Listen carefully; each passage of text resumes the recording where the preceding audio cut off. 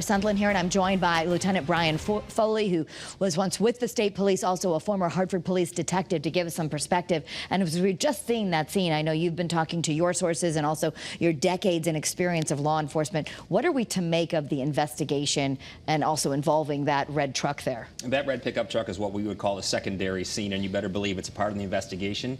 And if there was somebody in that truck, you better believe the state police already have them in custody.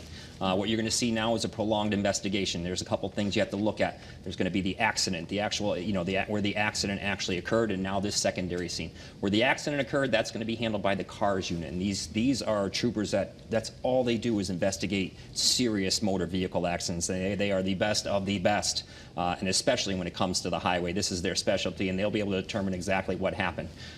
You'll have the investigation into the driver as well, and you'll have major crimes unit handling some of that to look into that. They're going to want to see, was he distracted? So now you're going to have if he has any electronics on him, that will be seized.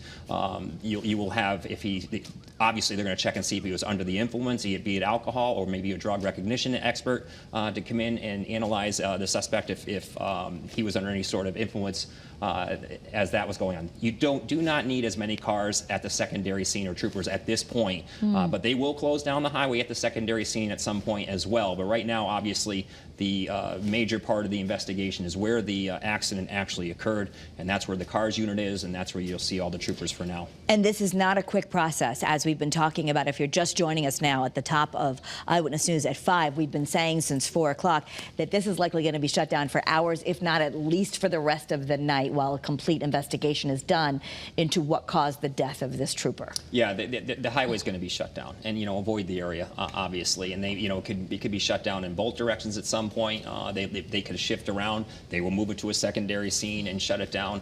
It's difficult time for the Connecticut State Police, but the entire community and everyone that is going to be impacted by this, and the state's going to be impacted by this for a while. So if that secondary vehicle is involved, and you would think that no one's been brought away, that the suspect is in custody, then the next steps would be to determine was this intentional? Was it an accident? How did this happen? Sure. Well, they'll work through all that. The suspect would no longer be on scene at this point. He would be at likely, if I had to guess, Troop H in Hartford, where detectives are probably with them as we speak. They're going to look into, again, the causes of it. The highways are so dangerous between distracted driving and being impaired. They'll investigate all of that. And we can tell you that the highway has been shut down in both directions for some period of time. They have been rerouting traffic. School buses are running late in Southington. But as you look at this, I know that what you guys do, you're so professional and you're able to press that inner pause button and look at the evidence. But you're also talking about the processions that are going to come and the officers investigating the death of one of their own. What is that like? Well, it's pretty painful, Kara, as you can imagine.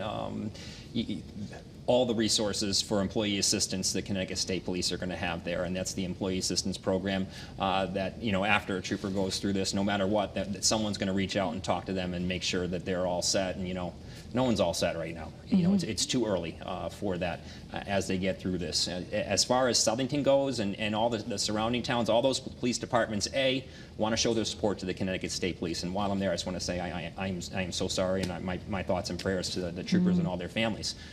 That being said, the Southington Police are going to have to reroute traffic. They're going to be calling in, I'm sure full shifts are going to be held over, dealing with traffic, getting everyone through, and now you start thinking about school buses in the morning, and with traffic going through there and how they're going to be impacted. So this is going to have a big impact on that community.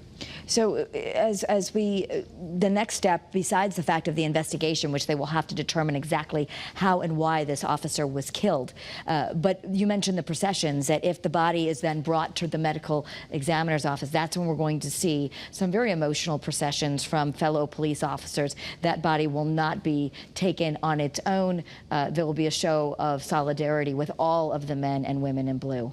It will be massive. I heard those plans being made on my way in.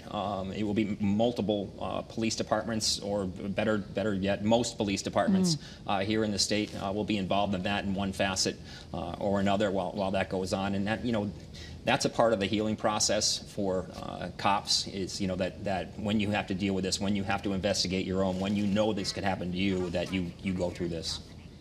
Yes, and I know that this is something we were waiting for next of kin, but we now can confirm the trooper's name. I want to go to Aaron as we reveal that, and I know you have some personal knowledge of this officer, so perhaps we can come back. Aaron.